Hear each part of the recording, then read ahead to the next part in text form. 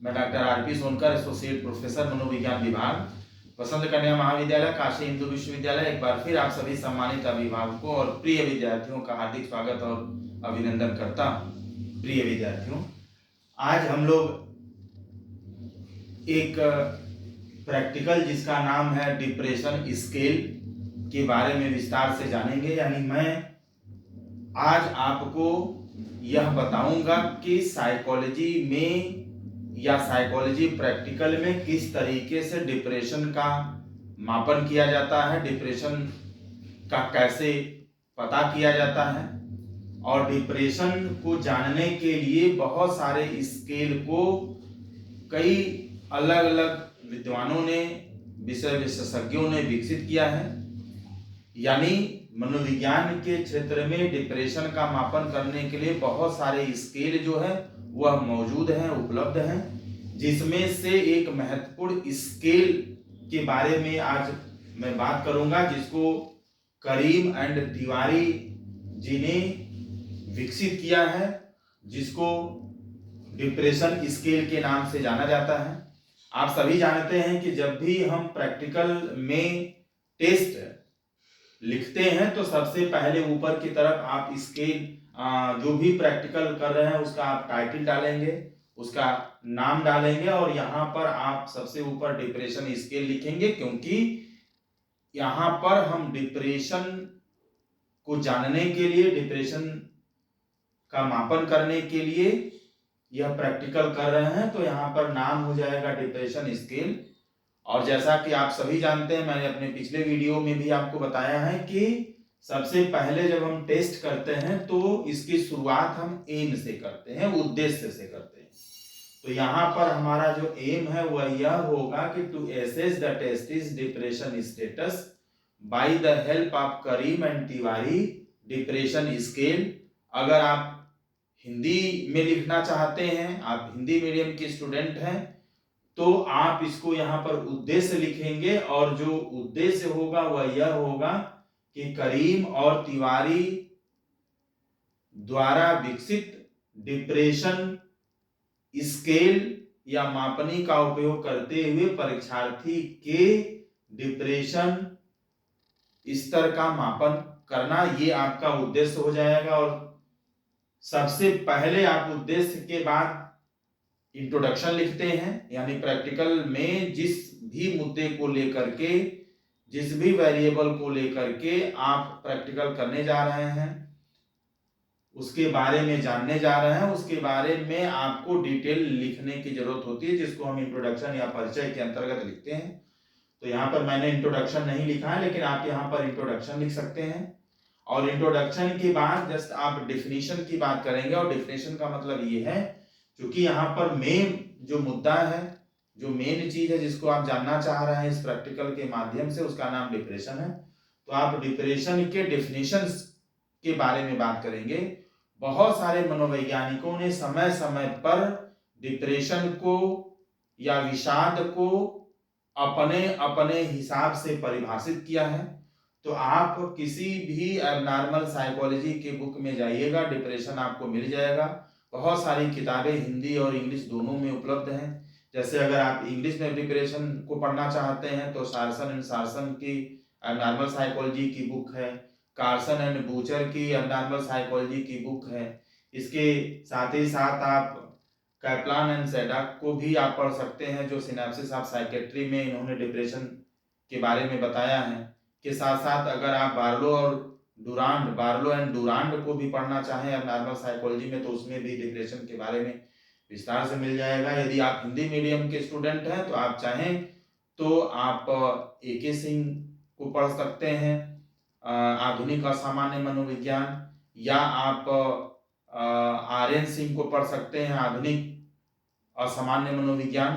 तो इन सारे किताबों में, इन सारे बुक्स में डिप्रेशन के बारे में विस्तार से मिल जाएगा। तो आप उसमें से कुछ महत्वपूर्ण परिभाषाओं को आप लिख सकते हैं के आधार पर आप डिप्रेशन को समझ सकते हैं। मैं इसको यहाँ पर इसलिए नहीं बता रहा हूं क्योंकि वीडियो बहुत लंबा हो जाएगा, और ये सारे इंफॉर्मेशंस जो कि उपलब्ध हैं, तो आप इन किताबों को पढ़ सकते हैं, यहाँ पर लिख सकते हैं। अगर हम आगे बात करें तो निश्चित रूप से आप सिम्टम्स ऑफ डिप्रेशन की बात करिएगा। देखिए, एक चीज मैं यहाँ पर आपको बता दूं कि जब भी आप डिप्रेशन की बात करेंगे, डिप्रेशन को अकॉर्डिंग टू DSM-5 के आधार पर आप बात करेंगे, यानी DSM-5 में डिप्रेशन के बारे में कैसे लोगों ने उसको डिफाइन किया है, कैसे बताया है, के साथ साथ डिप्रेशन के सिम्टम्स कौन कौन से हैं और उनको कितने अलग अलग भागों में बांटा गया है, इसके बारे में आप यहाँ पर लिखेंगे विस्तार से। और साथ ही साथ कॉजेज ऑफ डिप्रेशन में डिप्रेशन के जितने भी संभावित कारण हो सकते हैं, उन सभी संभावित कारणों के बारे में DSM-5 जो कवर करता है, DSM-5 के अकॉर्डिंग जितने भी डिप्रेशन के अलग अलग कारण हो सकते हैं, उन सभी कारणों को आप यहाँ पर विस्तार में लिखेंगे। मैं इसको बहुत डिटेल में नहीं जा रहा हूं, क्योंकि यह सारी चीजें आपको थ्योरी वाले क्लास में आपके जो भी टीचर्स होंगे वो आपको बताएंगे और आप अपने से भी बुक में पढ़ सकते हैं। मुझे सिर्फ डिप्रेशन स्केल के बारे में यहाँ पर आपको उसके जो प्रोसीजर है, जो मेथड्स है, उसके बारे में विस्तार से बात करनी है, तो ये सारी चीजें आप लिख लेंगे। अगर हम आगे बात करें तो मैं आपको डिप्रेशन स्केल से संबंधित जो चीजें हैं, जो स्टेप्स हैं, कैसे किया जाता है वह बताऊं। इससे पहले यह महत्वपूर्ण है कि आप इस टेस्ट के बारे में कुछ महत्वपूर्ण जानकारियां आप प्राप्त कर लें, जिसको जान लें, क्योंकि जब भी आप यह प्रैक्टिकल करते हैं तो आपको ये सारी चीजें पता होनी चाहिए, बल्कि एकदम याद होना चाहिए, क्योंकि जब आपका प्रैक्टिकल का वाइवा होता है तो आपसे निश्चित रूप में स्केल के बारे में पूछा जाता है। तो ये सारी चीजें बहुत महत्वपूर्ण हैं, जिसके बारे में आप सभी को निश्चित रूप से जानना चाहिए। मैं बताऊं तो जो डिप्रेशन स्केल है, जैसा कि मैंने अभी एम बताते वक्त आपको बताया कि यह डॉक्टर शमीम करीम और डॉक्टर रमा तिवारी के द्वारा यह विकसित किया गया स्केल है, जिसको हम डिप्रेशन स्केल के नाम से जानते हैं।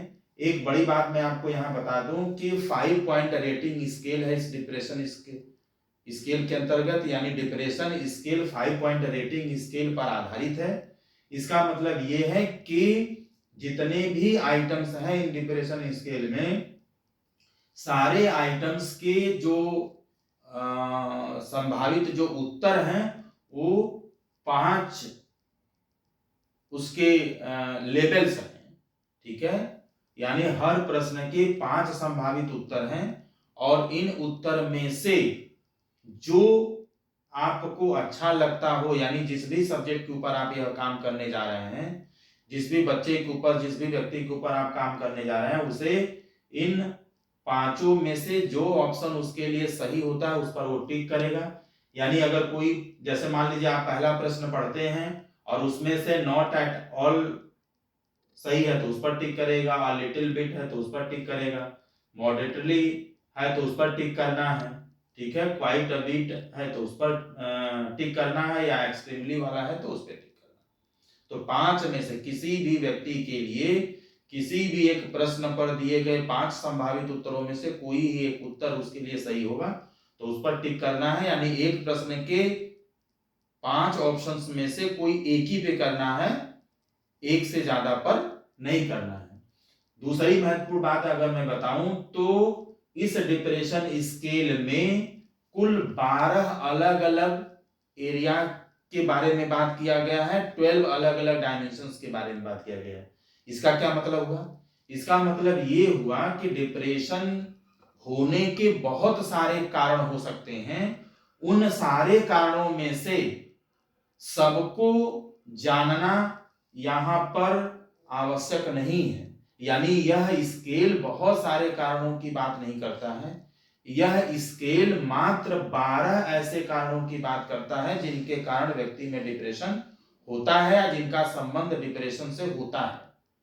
इन्हीं सिर्फ 12 कारणों पर आधारित यह स्केल प्रिडिक्शन करता है डिप्रेशन के बारे में। यानी इन 12 डायमेंशंस के अलावा कोई डिप्रेशन का कारण है तो उसके बारे में यह स्केल नहीं बताता है, क्योंकि यह इसकी लिमिटेशन है, या इन 12 के आधार पर ही स्केल की वैलिडिटी है। आप इन सारे को देख सकते हैं, मुझे पढ़ने की जरूरत नहीं है। जैसे अपैथी लिखा हुआ है, जहां पर व्यक्ति किसी से बातचीत नहीं करता, जिसको हिंदी में भाव शून्यता बोलते हैं, जहां पर इमोशनल एक्सप्रेशंस की कमी होती है। उदास होता है तो उदास रहता है, अकेले बैठता है, किसी से बात करने में अच्छा नहीं लगता है, अंधेरे कमरे में रहना, भूख न, तमाम तरह की चीजें होती, तो अपैथी होता है। स्लीप डिस्टर्बेंसेस हो सकता है, नींद से संबंधित समस्याएं होती हैं। ठीक है, ऐसे करके 12 अलग अलग डायमेंशन है जिससे संबंधित इसमें डिप्रेशन की बात की गई है। आप डिटेल में देख सकते हैं स्लाइड में। और अगली बात अगर मैं बताऊं तो यह स्केल 17 साल से लेकर के 40 साल के मेल और फीमेल यानी महिला या पुरुष किसी पर आप इसका उपयोग कर सकते हैं, क्योंकि इसी सैंपल पर इस स्केल को एडमिनिस्ट्रेट किया गया है, इसको डेवलप किया गया है। यानी आप एडोलसेंट से लेकर के एडल्ट के ऊपर इस जो टेस्ट है इसका उपयोग आप कर सकते हैं। अगर मैं कुछ और महत्वपूर्ण चीजों के बारे में बताऊं तो इसमें टोटल, इस डिप्रेशन स्केल में टोटल जो आइटम्स हैं वो 96 हैं, और ये सभी 96 जो आइटम्स हैं यह 12 डायमेंशन से रिलेटेड है, 12 डायमेंशन पर आधारित है। यानी इसमें टोटल नंबर्स ऑफ आइटम कितने हैं 96, और टोटल नंबर ऑफ डायमेंशंस कितने हैं 12 है। तो 12 डायमेंशंस पर कुल मिलाकर के 96 आइटम्स हैं। और एक महत्वपूर्ण बात मैं ये बता दूं कि सभी डायमेंशंस पर जो आइटम्स की संख्या है वह बिल्कुल सेम है, बराबर है। ठीक है, यानी किसी डायमेंशन पर कम या ज्यादा नहीं है। यानी अगर आप 96 आइटम्स को 12 डायमेंशंस में अगर इक्वली डिस्ट्रीब्यूटेड करेंगे तो उस कंडीशन में निश्चित रूप से आपको हर एक डायमेंशन पर कितने आइटम्स आएंगे, 8 आइटम्स आएंगे। यानी हर एक डायमेंशन पर टोटल नंबर ऑफ आइटम्स हो जाएंगे 8। अगली चीज मैं बताऊं कि इस पे अगर स्कोरिंग की बात करें तो स्कोरिंग आपको, चूंकि 5 पॉइंट रेटिंग स्केल है, तो इसकी स्कोरिंग आपको 0, 1, 2, 3 एंड 4 करना है। यानी किसी भी प्रश्न पर जो 5 संभावित उत्तर हैं उनमें से पहले पर टिक करता है तो 0, दूसरे ऑप्शन पर टिक करता है तो 1, तीसरे पर करता है तो 2, चौथे पे करता है तो 3, और पांचवें पे करता है टिक तो 4 नंबर उसको देना है। तो इस हिसाब से स्कोरिंग हो जाएगा 0, 1, 2, 3 एंड 4। और स्कोर रेंज की अगर हम बात करें तो स्कोर कितना होगा 0 से लेकर के 384। यानी इसका मतलब क्या हुआ कि 0 से कोई कम नहीं पा सकता और 384 से कोई ज्यादा नहीं पा सकता। इसको जरा और अच्छे तरीके से अगर आप मान लीजिए कि वो सभी 96 आइटम्स पर पहला ही ऑप्शन लगा देता, हालांकि ऐसा होगा नहीं। ठीक है, तो उस कंडीशन में सभी पर पहला है यानी सभी पर 0 तो हो जाएगा 0 मिनिमम, और मैक्सिमम मान लीजिए वह सभी आइटम्स के पांचवें वाले ऑप्शन पर टिक कर दे तो सभी पर हो जाएगा 4। तो 96 इंटू 4 यानी 384। तो यहां पर स्कोर रेंज हो जाएगा 0 से लेकर के 384 के बीच में। यानी इसी के बीच में पूरे स्केल का मतलब पूरे 12 डायमेंशंस पर मैक्सिमम स्कोर हो जाएगा 384 और मिनिमम हो जाएगा 0। और यदि हम डायमेंशन वाइज स्कोर रेंज की बात करें, क्योंकि हर एक डायमेंशन में टोटल आइटम्स 8 हैं, तो 8 आइटम्स पर जो स्कोर रेंज होगा वो 0 से लेकर के 32 होगा। क्योंकि मान लीजिए 8 पर सभी पर अगर पहला कर दिया तो 0, और मान लीजिए पांचवें पर कर दिया तो 8 इंटू हो जाएगा 4 यानी 32 हो जाएगा। तो डायमेंशन वाइज स्कोर रेंज 0 से लेकर के 32 हो जाएगा, और इस स्केल वाइज जो स्कोर रेंज है वो 0 से लेकर के 384 हो जाएगा। अगली बात अगर मैं आपको बताऊं कि इस स्केल पर अगर हाई स्कोर आता है तो हाई स्कोर का मतलब ये है कि डिप्रेशन का लेवल भी हाई है। यानी high score high depression level को इंडिकेट करता है, जबकि लो जो स्कोर है वह लो लेवल ऑफ डिप्रेशन को प्रदर्शित करेगी। यहीं पर अगर हम इंटरप्रिटेशन की बात करें तो इंटरप्रिटेशन के भी 5 अलग अलग लेवल्स हैं। यानी जो भी आपके स्कोर आएंगे उन स्कोर्स को very high level of depression, high level of depression, moderate, low and very low level of depression, यानी जो भी परिणाम हमें मिलेगा, यानी जिस भी सब्जेक्ट के डिप्रेशन के बारे में हम इस प्रैक्टिकल के माध्यम से जानना चाहते हैं, उसके बारे में, उसके डिप्रेशन के बारे में हम इन 5 अलग अलग लेवल्स में से किसी एक लेवल को पाएंगे। यानी इन 5 में से कोई ना कोई एक स्थिति जरूर होगी जो हमारे सब्जेक्ट में, हमारे प्रयोज्य में हमें देखने को मिलेगा। ठीक है, तो परिणाम इन 5 अलग अलग लेवल्स के आधार पर पाएंगे। और एक चीज मैं आपको यहाँ ये बता दूं कि मेल और फीमेल में, यानी महिला और पुरुष में, लड़का या लड़की में जेंडर के हिसाब से भी जो एक्सप्लेनेशन है वो चेंज हो जाएगा। यानी सेम स्कोर पर मेल और फीमेल में डिप्रेशन का जो लेवल है वो अलग अलग होगा। इसको हम आगे आपको विस्तार से समझाएंगे।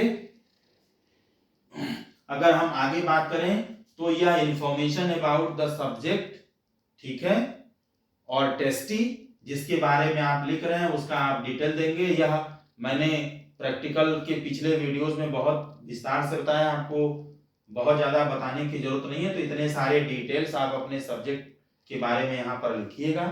उसके बाद अगर मैं अगली बात करूं तो मटेरियल रिक्वायर्ड है। मटेरियल रिक्वायर्ड में जो चीजें आप इस्तेमाल करते हैं, जिसका उपयोग करते हैं, उनका आपको यहाँ पे नाम लिखना होता है।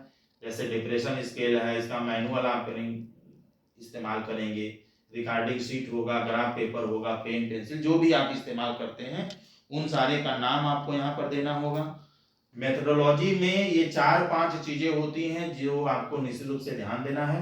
और मैंने अपने सभी वीडियोस में, पिछला अगर आप देखें तो मैंने सभी वीडियोस में आपको इसको विस्तार से समझाया, इसलिए बार बार हर वीडियो में समझाने की जरूरत नहीं है। मेरे पिछले वाले वीडियो को भी आप सुन सकते हैं इन चीजों के लिए। तो इसमें मेथोडोलॉजी में एक प्रिलिमिनरी अरेंजमेंट होता है जहां पे प्रैक्टिकल से संबंधित सारी व्यवस्थाएं हम पहले से निर्धारित कर लेते हैं, इंस्ट्रक्शंस को बेहतर तरीके से समझ लेते हैं, बेहतर तरीके से हम अपने सब्जेक्ट को या टेस्टिंग को समझाते हैं जहां पर किसी भी तरह का मिस्टेक या गलती होने की संभावना न रहे। ठीक है, खास तौर से यह क्या है, उसे कैसे भरना है, किसी प्रश्न को छोड़ना नहीं है, किसी प्रश्न पर एक से ज्यादा उत्तर पर उसे टिक नहीं करना है। ठीक है, ये सारी चीजों को जो समझ में नहीं आए उसको पूछ लेना है। समय टाइम लिमिट नहीं है, फिर भी उसको जल्दी से सारी चीजें भरना है। तमाम तरह के जो इंस्ट्रक्शंस हैं वो आपको अपने परीक्षार्थी को बतलाना है। और प्रैक्टिकल शुरुआत करने से लेकर के अंत होने के बीच तक की जितनी भी प्रक्रियाएं होती हैं उन सबको आप प्रोसीजर में बताते हैं। प्रिकॉशंस में यहाँ पर आपको ये बताना होता है कि कौन कौन सी ऐसी चीजें होती हैं जिसको निश्चित रूप से आपको ध्यान देना है, जो परीक्षण के दौरान या लैब में बच्चे से यह डिप्रेशन स्केल भरवाने के दौरान किसी तरह की समस्या उत्पन्न न होए। और रिजल्ट की अगर हम बात करें तो क्वालिटेटिव और क्वांटिटेटिव डेटा होता है। 2 तरह के रिजल्ट की बात करते हैं। अगर क्वालिटेटिव की बात करते हैं तो इंट्रोस्पेक्टिव एंड ऑब्जर्वेशनल रिपोर्ट की बात होती है, जहां पर परीक्षार्थी खुद अपना लिख करके बताता है कि उसे परीक्षण के दौरान कैसा लगा, उसने कैसा महसूस किया। और ऑब्जर्वेशनल रिपोर्ट में जो आप परीक्षण के दौरान देखते हैं, महसूस जो आपको ऑब्जर्वेशन होता है परीक्षार्थी के बारे में, वो सारी चीजें आप यहाँ पर लिखते हैं। अगर रिजल्ट ऑफ द टेस्ट यानी क्वांटिटेटिव डेटा के बारे में बात करें तो क्वांटिटेटिव डेटा को बताने के लिए कई सारी चीजें आपको यहाँ पर देनी पड़ेंगी। तो यहाँ पर आप एक लाइन लिख देंगे कि इस प्रैक्टिकल से संबंधित जो भी ग्राफ पेपर है, रिकॉर्डिंग शीट है, वो सारी जो चीजें हैं हमने यहाँ पर अटैच किया है। और एक एक चीजों के आधार पर आप इस रिजल्ट को बताएंगे। अब जैसे मान लीजिए यहाँ पर टेबल नंबर 1 है, जहां पर area wise items, location and scores आप टाइटल ऊपर लिखेंगे। और आपको परेशान होने की जरूरत नहीं है, यह जो टेबल नंबर 1 है यह आपको जो डिप्रेशन स्केल का जो मैनुअल है उसमें लिखा हुआ मिल जाएगा। कुछ चीजें मैंने ऐड की हैं जो आपको मैनुअल में नहीं मिलेगा, तो आप इन चीजों को भी समझ सकते हैं, इसके हिसाब से लिख सकते हैं। यहाँ आप देख रहे हैं सीरियल नंबर 1 to 12 है, मतलब इस स्केल में टोटल नंबर ऑफ आइटम्स 12 है, इसलिए 1 to 12 ये सीरियल नंबर है आइटम्स का। दूसरे वाले कॉलम में आप देख सकते हैं एरिया ऑफ डिप्रेशन।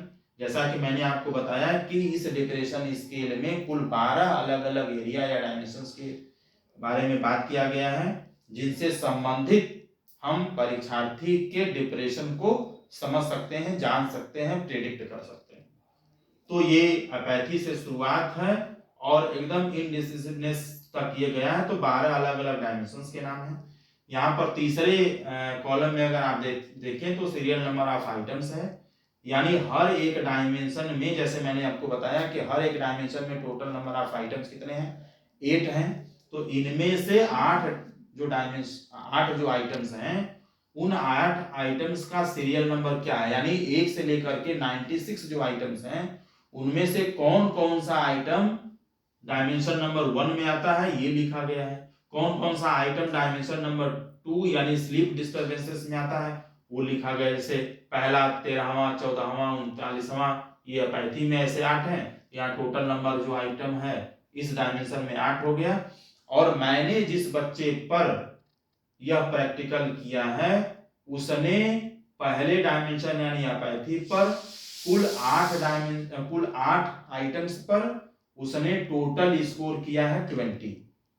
ठीक है, यानी 8 जो आइटम्स थे उस पर हमने जो भी रेस्पॉन्स दिया सबको हमने जोड़ लिया, स्कोरिंग करने के बाद जोड़ लिया, और हमने जोड़ने के बाद देखा कि उसने पहले वाले पर 20 स्कोर पाया है पहले डायमेंशन पर, दूसरे पर उसने कुल 32 में से 15 पाया है।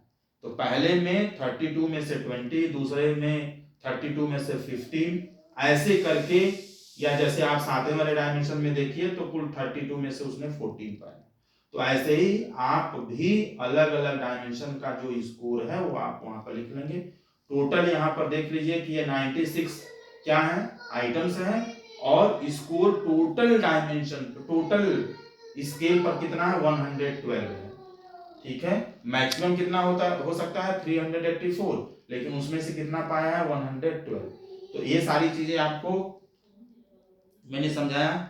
आगे अगर आप टेबल नंबर 2 की बात करेंगे तो showing percentile norms and there interpretation separately for mails and females, यह भी आपको जो नॉर्म टेबल है यह भी मैनुअल में मिल जाएगा, आपको परेशान होने की जरूरत नहीं है, आप मैनुअल से बना सकते हैं। मैंने वहीं से इसको लिखा हुआ है आपको समझाने के लिए। यहाँ पर परसेंटाइल है, मेल और फीमेल का ये नॉर्म टेबल है, और वहां पर इंटरप्रिटेशन है। जैसा कि मैंने आपको वहां पर बताया था जब मैं स्केल के बारे में बता रहा था कि सेम स्कोर पर मेल और फीमेल में डिप्रेशन का लेवल अलग अलग होगा।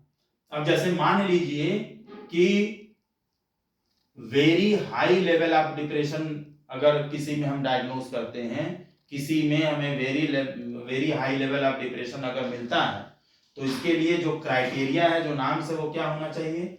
अगर हम मेल की बात करें तो मेल में 260 से लेकर के 289 के बीच में अगर स्कोर आता है तो उसमें very high level of depression होगा।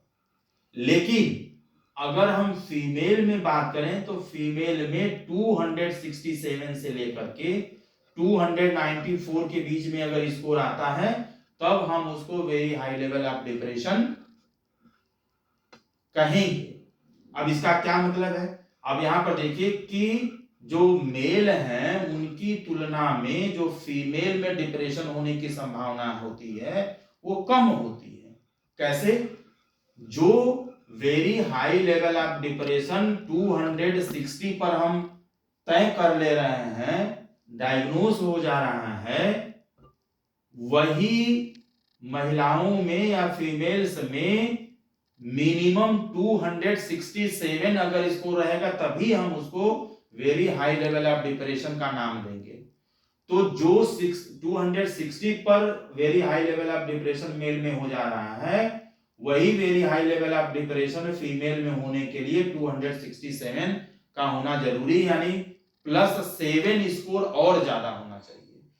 ठीक है, तो इसीलिए +7 स्कोर का डिफरेंस है। ठीक है, यानी जितने स्कोर पर मेल में depression, very high level of depression हो जा रहा है, वही very high level of depression होने के लिए फीमेल में और 7 स्कोर का होना जरूरी है। तो इस आधार, इसका मतलब क्या निकलता है कि मेल के तुलना में फीमेल में डिप्रेशन होने की जो संभावना होती है वो सेम कंडीशन में भी कम होती है। वहीं पर अगर आप दूसरी क्राइटेरिया हाई लेवल ऑफ अगर डिप्रेशन देखें तो मेल में 168 से लेकर के 234 है, फीमेल में 198 से लेकर के 252 है। वहीं पर अगर मॉडरेट लेवल ऑफ डिप्रेशन की बात करें तो मेल में 95 से शुरुआत होती है और 153 तक जाता है, और फीमेल में 152 से शुरुआत होती है और 187 तक जाता है अगर मॉडरेट लेवल ऑफ डिप्रेशन की बात करें तो। वहीं पर अगर लो लेवल ऑफ डिप्रेशन की बात करें तो मेल में इसकी शुरुआत होती है 62 से लेकर के 87 और फीमेल में 92 से लेकर के 140। जबकि very low level of depression की बात अगर हम मेल में करें तो 32 से लेकर के 44 के बीच में और 41 से लेकर के 73 फीमेल्स में। और इधर एक परसेंटाइल लिखा हुआ है, परसेंटाइल के आधार पर भी आप इसका इंटरप्रिटेशन करते हैं। तो मैंने नॉर्म के बारे में बताया कि टोटल जो स्केल है उस पर मेल और फीमेल में जो स्कोर आएगा उसका इंटरप्रिटेशन आप कैसे करेंगे। एक महत्वपूर्ण चीज मैं टेबल 3 में आपको बता दूं, showing scores and it's interpretation of each area और डायमेंशन। यहां पर आप डायमेंशन वाइज या एरिया वाइज भी आप इसके डिफरेंट लेवल्स को समझ सकते हैं। ठीक है, यहां पर किसी भी डायमेंशन में आप उस डायमेंशन के आधार पर अगर उसके डिप्रेशन के लेवल को इन 5 अलग अलग भागों में विभाजित करना चाहते हैं तो आप 1 to 6 के बीच में अगर स्कोर कोई टेस्टी या सब्जेक्ट पाता है किसी भी डायमेंशन पर तो इसका मतलब हो जाएगा वेरी लो लेवल डिप्रेशन है। 7 से 13 के बीच में है तो लो डिप्रेशन है, 14 से 20 के बीच में है तो मॉडरेट लेवल का डिप्रेशन है, 21 से 27 है तो हाई लेवल का डिप्रेशन है, और 28 से 34 के बीच में है तो very high level of depression है। हालांकि 34 आएगा नहीं, 28 से लेकर के 32 मैक्सिमम होता है, तो उस लेवल उस कंडीशन में very high level of depression होगा। तो इसके पहले मैंने पूरे स्केल के आधार पर मैंने डिफरेंट लेवल्स की बात की स्कोर के आधार पर, और यहाँ पर आप डायमेंशन वाइज भी 5 अलग अलग लेवल्स को उनके स्कोर के आधार पर समझ सकते हैं, बता सकते हैं, प्रेडिक्ट कर सकते हैं। अब अगर मैं ग्राफ की बात जल्दी से आपको समझाऊं तो graph showing testis score in each dimension of depression. आप सभी ग्राफ के बारे में जानते होंगे और मैंने पिछले वीडियो में भी कई अलग अलग प्रैक्टिकल में ग्राफ के बारे में आपको समझाया है। यहाँ पर कुछ करना नहीं है, आप x एंड y एक्सिस ऐसे खींच दीजिए, यहाँ पर x एक्सिस करिए और यहाँ पर y, मान लीजिए ये यहाँ पर है, ये हो जाएगा y और इधर हो जाएगा x। अब यहाँ पर जो y एक्सिस है वहां पर लिखेंगे एरिया ऑफ डिप्रेशन या डायमेंशन ऑफ डिप्रेशन, और यहाँ पर जो x है यहाँ पर लिखेंगे स्कोर ऑफ ईच डायमेंशन।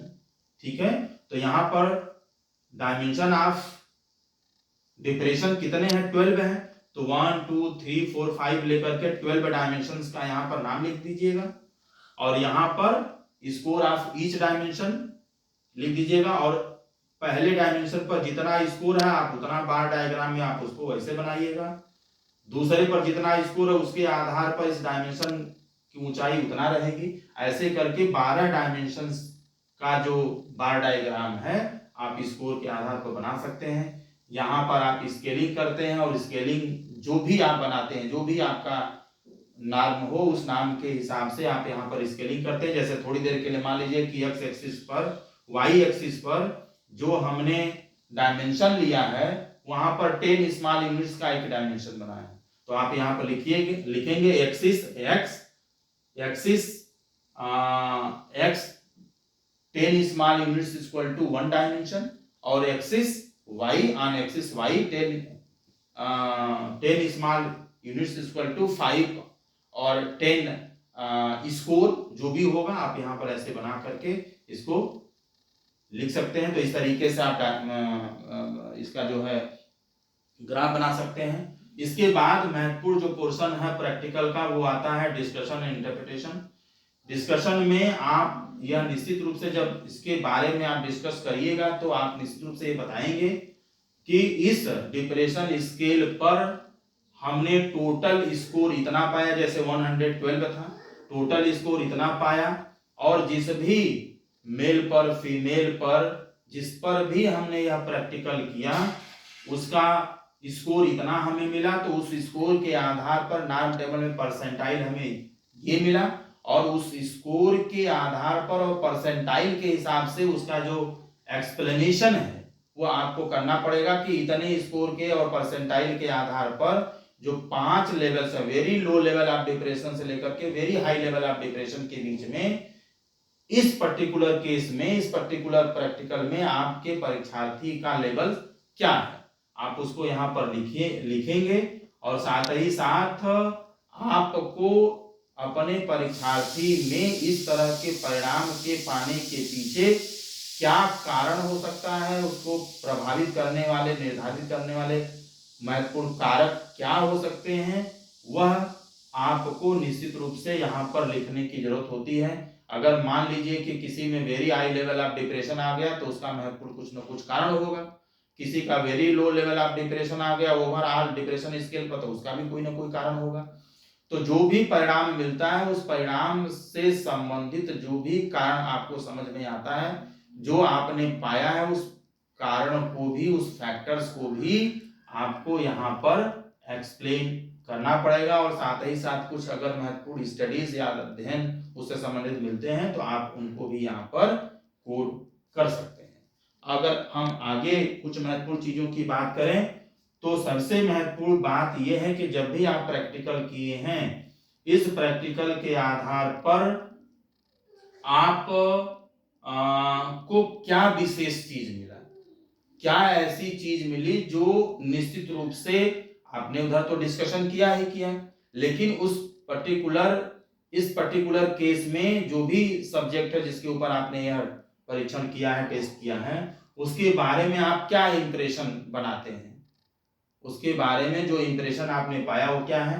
तो 12 अलग अलग डायमेंशंस पर, जैसा कि मैंने अभी थोड़ी देर पहले आपको दिखाया, 12 अलग अलग डायमेंशंस पर 3 डायमेंशन ऐसे थे जिनमें मेरे वाले केस में जिस लड़के के ऊपर मैंने यह टेस्ट किया उनमें से 12 अलग अलग डायमेंशंस में से 3 ऐसे डायमेंशंस थे जिनमें लगभग एबव एवरेज स्कोर उसने पाया, यानी above average level of depression मैंने उसमें पाया। सबसे बड़ी चीज हमने देखा अपैथी वाला जो डायमेंशन था पहला वाला, उसमें टोटल 32 में से उसने 20 स्कोर पाया, जो above average level of depression को इंडिकेट करता है।